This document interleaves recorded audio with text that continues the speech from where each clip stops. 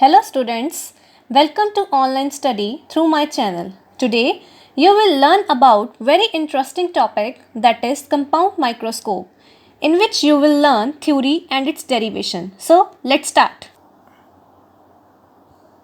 A compound microscope consists of two suitable lenses to give large magnification.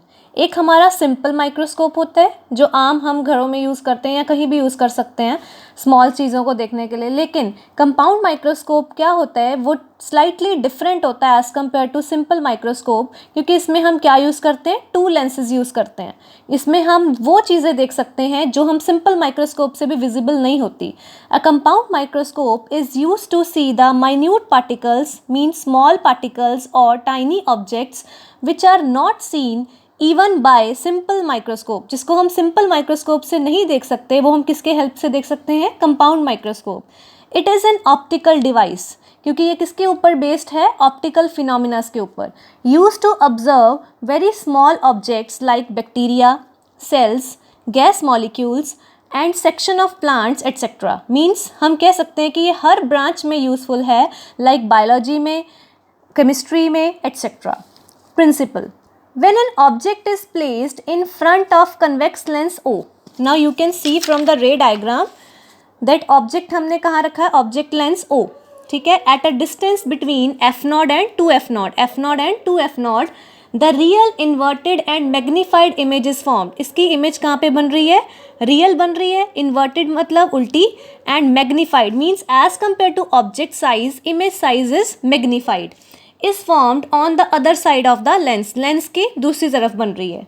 If this image lies within the focal length of another convex lens E. अब हमने दूसरा lens लेना है जो क्या है, आई piece, इसलिए इसको हमने क्या नाम दी है, E. Of large aperture. Aperture means इसका diameter as compare to objective lens क्या है, बड़ा है. Then the image act as an object for this lens. ये जो इमेज बनी थी ऑब्जेक्टिव लेंस की, अब ये इसके लिए क्या बन जाएगी, object. The final image produced by this lens, अब जो इसकी इमेज बनेगी वो क्या बनेगी, virtual, inverted and highly magnified, जो मैंने यहाँ पे शो करी हुई है, जो हम आगे डिस्कस करेंगे via construction and its theory. So first of all आपने एक चीज़ और याद रखनी है इसमें, ऑलवेज रिमेंबर कंपाउंड माइक्रोस्कोप में ऑब्जेक्टिव लेंस की हमेशा अपर्चर क्या लेना है, as compare to eye lens छोटा लेना है. क्यों लेना है, क्योंकि हमने छोटी चीज़ को मैग्नीफाई करके देखना है. सो छोटी चीज़ को मैग्नीफाई करके तभी देखेंगे अगर आई पीस का अपर्चर क्या होएगा, बड़ा होएगा. सो it consists of two convex lenses, objective and eyepiece. I had already told you that we are using two lenses, objective and eye lens. An objective lens is of small aperture and small focal length. ये aperture में भी small है और इसकी focal length भी क्या है, small है, and faces the object to be seen. और हमने इसके आगे क्या रख देनी है, object. It forms a, हमने पहले ही कर लिया, it form real, inverted and magnified image of an object. An eyepiece is a convex lens of large aperture and large focal length. क्योंकि हमने smaller चीज़ को bigger करके देखना है as compared to objective lens. It gives enlarged and virtual image, जो हमने यहाँ पे शो करी हुई है. Both the lenses are placed coaxially. Coaxially का मतलब होता है at common axis, and the common axis is known as principal axis. We know it. Principal axis at a certain distance apart, मतलब दोनों के बीच में क्या होना चाहिए, कुछ डिस्टेंस होना चाहिए. The distance between the objective and I piece can be adjusted with the help of rack and pinion arrangement. अब रैक एंड पिनियन अरेंजमेंट यहाँ पे हम शो नहीं कर सकते. जब हम लैब्स में यूज़ करते हैं देन इसके स्क्रूज़ को ऊपर नीचे करना, ठीक है, एडजस्ट करना according to our focal length aperture, तो उसको हम बोलते हैं rack and pinion arrangement. So next is theory. Let A B be an object, जिसकी मैं बात कर रही हूँ, ऑब्जेक्ट रखी है, तो उस ऑब्जेक्ट का नाम मैंने क्या रखा है, A B, which lies between f0 and 2f0, right. So of the lens L1, ये जो ऑब्जेक्टिव लेंस है इसको हमने L1 भी नाम दे दिया है, ठीक है, is called the objective. The real inverted and magnified image, वो इमेज का अब क्या नाम है, A dash B dash, is formed on the other side of the lens. Lens की दूसरी साइड मतलब ऑपोजिट साइड उसकी इमेज बन रही है. द पोजीशन ऑफ E और L2 मीन्स आई पीस की बात कर रही हूँ is adjusted in such a way that the image A double dash B double dash of A dash B dash is formed on the same side. मतलब जो A dash B dash है अब ये आई पीस के लिए क्या बन गया, ऑब्जेक्ट. और इसकी इमेज अब कौन सी है, A double dash B double dash, जो कि सेम साइड पे बन रही है as compare to objective lens. Objective के लिए जब इमेज बनी थी तो ऑपोजिट साइड बनी थी, आई लेंस की जो इमेज बनी है वो सेम साइड पे बनी है. So the final image A double dash B double dash is virtual, inverted and highly magnified. So now let's start its magnifying part. The ratio of the angle subtended by the final image. अब कोई ना कोई angle भी ज़रूर बना होगा, तो final image के थ्रू जो एंगल बन रहा है to the angle subtended by the object at the eye, उसकी जो रेशो होती है उसको हम क्या बोलते हैं, मैग्नीफाइंग पावर. इन शॉर्ट मैंने उसको MP लिखा है. So MP equals to beta upon alpha. Here we can see the angle beta which is made with the final image and alpha which is made by the objective lens. So here are the first case when final image is formed at, so cases when final image is formed at least distance of distinct vision. What is the least distance of distinct vision? That is D, denoted by D, and it is equals to 25 centimeter for the normal eye. We know it. So therefore MP is equal to beta upon alpha. I had already mentioned the angle at the ray diagram. Since alpha and beta, alpha and beta दोनों small angles हैं, हमें पता है जब भी small angles होते हैं तो then we can replace it by tan, tangent of that angle. Here that angle is alpha and beta, so tan alpha and tan beta. So therefore MP equals to tan beta upon tan alpha. Let it be equation number 1. So now what's our next step to find out the value of tan beta and tan alpha. tan beta, अब you know that tan किसके equal होता है, perpendicular upon base. So tan beta will be equals to A double dash B double dash over C2 A dash C2 A double dash. और हमने हमेशा एक चीज़ याद रखनी, हमने हमेशा centre of curvature to next point चलना है, कभी भी उल्टा नहीं लेना. सो क्या बना, A double dash B double dash over C2 A double dash. Similarly find out the value of tan alpha. Tan alpha will be equals to, ये बन रहा है angle alpha, so PA double dash over C2A double dash. Clear, P over B की accordingly. Now put this value in equation number 1.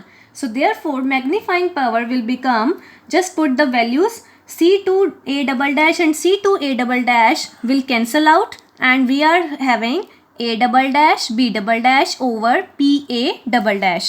Now from the diagram you can see that PA double dash is exactly parallel to AB. So PA double dash can be replaced by AB.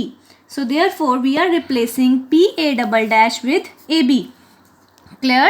Now multiplying and dividing right hand side, this side, right hand side by A dash B dash. Why we are multiplying it? Because पीछे कहीं पे भी A dash B dash की हमारे पास बात नहीं हुई. So that's why we are taking A dash B dash, multiply and divide. So multiply and divide, जब हमने multiply कर दिया उसके बाद इसके जो denominator को हमने क्या करना है, replace करना है. So that our equation will become A double dash B double dash over A dash B dash multiply this A dash B dash as it is and AB जो है वो replace होके इधर आ गया. So this is our equation number 2. As magnification for objective lens. अब magnification हमने पहले ही पढ़ा है, ठीक है. So M naught equals to A dash B dash over AB. As we know, A dash B dash is the image as compared to objective lens and AB is the object. So it is the ratio of image over object. So that's why we are writing A dash B dash over AB. Similarly for magnification for eye lens. Eye lens की image क्या है? A double dash B double dash. So that's why it is denoted by ME. A double dash B double dash over A dash B dash. Because A dash B dash अब आई piece के लिए क्या है? Object act कर रहा है. So put this value in equation number 2. So our equation number 2 is that, so just putting the value MP equals to M naught into ME.